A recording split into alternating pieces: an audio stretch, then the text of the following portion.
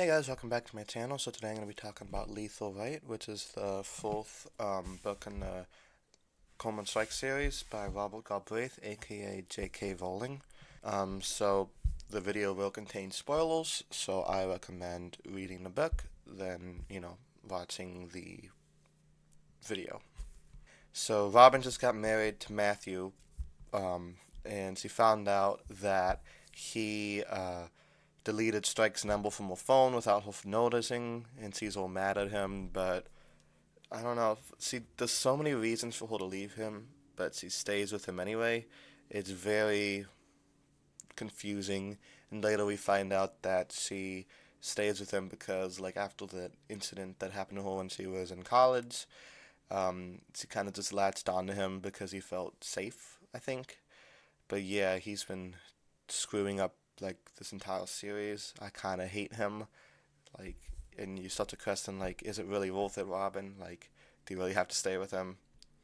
Anyway, Robin gets hired back by Strike, but this time she is a full-time partner, detective partner.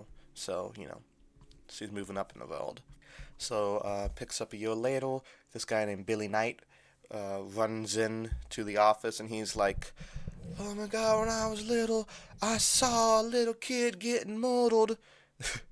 So that's the starting incident in the book. So yeah, Billy's a little unstable.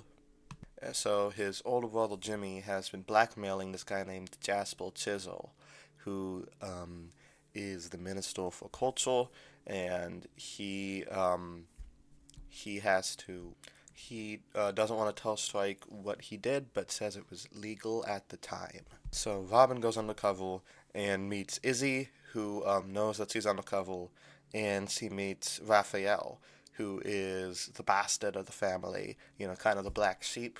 He accidentally got drunk and killed a lady while he was driving, so he's not exactly popular around here, but she kind of feels bad for him because he knows that he has issues. So they're able to find that this guy was embezzling money from the charity, so the mail is over, but just when they think the case is done, Chisel died under mysterious circumstances. Um, it's been ruled as a suicide, but, a lot of people think that didn't happen.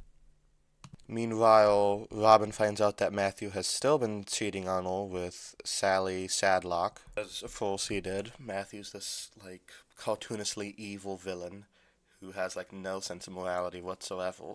So finally, after so many times, she finally leaves him for good. And yeah, we really see his true colors show when she leaves him. Like, "Oh, you're useless, blah blah blah. You're useless, and you're probably gonna sleep with Strike. Pathetic." So she kind of just leaves him, which is, fucking finally. She sort of left him for good in book 3 when she found out he was cheating on her back in college. Like, once a cheater, always a cheater. That's what I have to say. Meanwhile, Charlotte comes back into Strike's life, and she's all pregnant. And she's like, "Strike, I'm still in love with you." And Strike's like, "Fuck off, you bitch." So we find out that the killer was Raphael, which actually surprised me a little bit because I thought he'd be the red herring, but he actually was the killer. So he was able to seduce Chisel's wife, and they worked together to kill Chisel.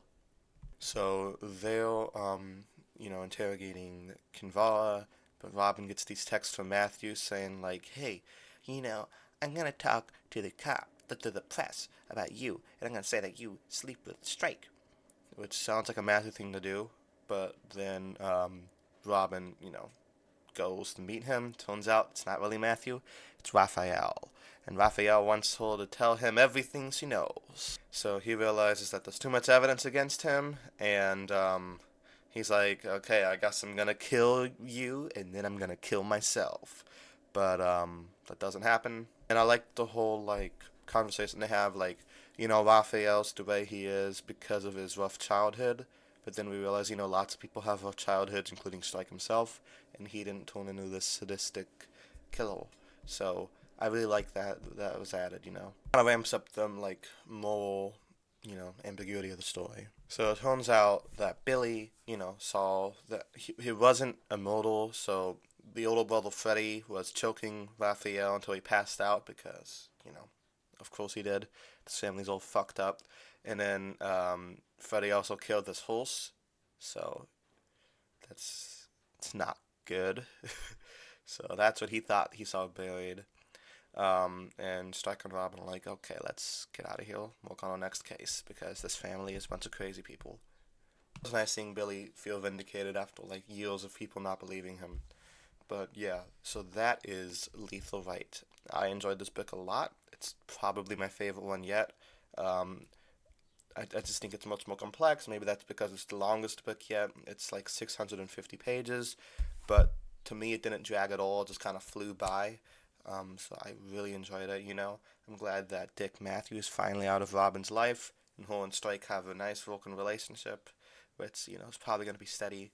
Um, yeah, the who killed Chisel, that was unpredictable. I was kind of caught off guard by that, but I enjoyed it nonetheless. I loved the thematic implications of like, will you are you evil because of the way you're brought up, or is it some other thing? So yeah, really enjoyed this book. Can't wait to read book 5, but right now I'm reading Alonzo's by Brandon Sanderson, so that'll probably be my next book review.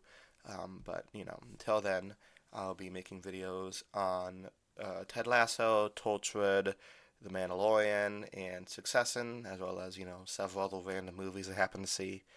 So click below and subscribe if you're into any of that. Thank you guys so much for watching. Please let me know what you guys thought of Lethal Right.